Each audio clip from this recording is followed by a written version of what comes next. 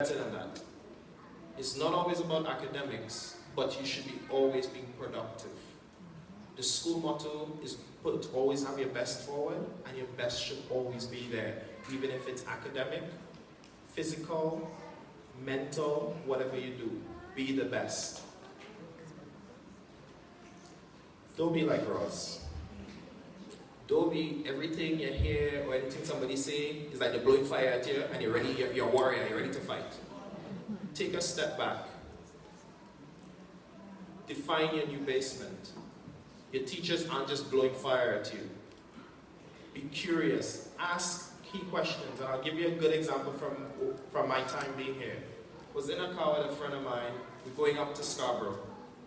And taxi driver come up, overtake her, about 8 line of cars running over and get through the light before them. And then she had to stop now in traffic.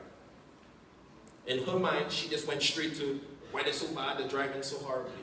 I want you guys to don't go directly to the basement. Stop at the lobby, because that's what I did. And I asked, you ever wonder it might have a sick passenger in the car?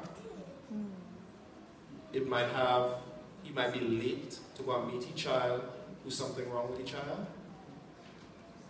Take the time to assume positive intentions. It's very easy to go straight to the basement and think, that person don't like me, my teacher don't like me, they're just trying to fight me down. Take a step back and think, is it actually that? Or are they just rough with me and telling me go and study or go and clean up my room because they're trying to let you be a better person in the future?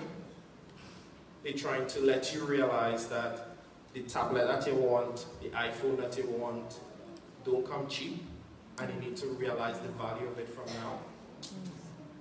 Take your time to really ask yourself that question. This is a complete difference. When you're living on that top floor perspective, they will come at you and you will experience this in life. People will come at you every day. I'm in a corporate environment. I am actually the youngest commercial leader in Europe, and I look after Europe.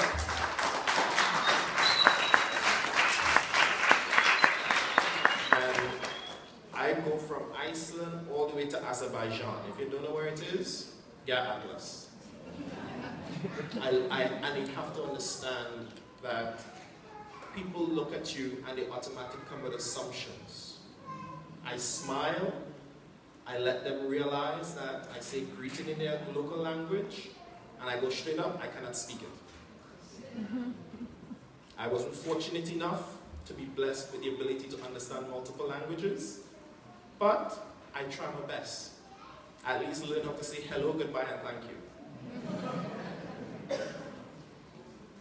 And when they come at me with that, I always am like a little girl.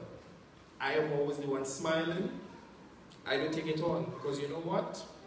We know what is hardship living in this island. We know what it's like to not have water constantly. I remember having to fill my grandmother barrel with bucket from the standpipe. And I said, I am going to try to solve that problem. I see myself solving that problem, but I can't solve it by being here all the time. I have to see how other people are solving it. So I took the time to get out to figure it out. It doesn't mean my path is your path. That's what I wanted to do, my vision. Change seats, change perspective. In Monsters Inc., I'm sure many of you might, if you've seen it, or if you haven't, have a look. It's a very interesting movie. You see a parent with a baby born with 5 heads. To a monster, that is exciting news.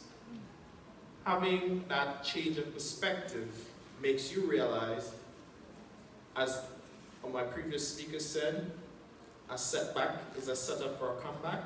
This is how you set up yourself for a comeback. Change your perspective. Assume positive intentions. Not because somebody's shouting at you means they don't like you. They might be shouting at you because they're frustrated, they're having a hard day, but they want the best for you. Your mommy or your daddy shouting at you, or your uncle trying to tell you, do this or do that, or boy, you can't go down the road at that hour. Is they trying to look out for your safety? Assume positive intentions. It is how you really go the distance. So, finally, I'll close up with this one. stay sane, keep going. It is a marathon, and guess what? You guys now at the first meter mark. There are 26 more to go. Keep going, okay?